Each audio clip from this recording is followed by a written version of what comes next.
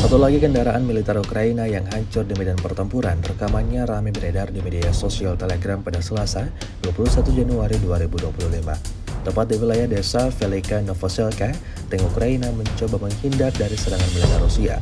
Namun upaya tersebut untuk kesekian kalinya berakhir gagal. Bagaimana tidak, pejuang dari kelompok Vostok Angkatan Bersenjata Rusia melayangkan serangannya secara brutal, hingga membuat posisi kendaraan militer Ukraina alami kebakaran hebat, seperti yang terlihat dalam rekaman. Hingga video ini beredar, beragam respon diberikan warganet.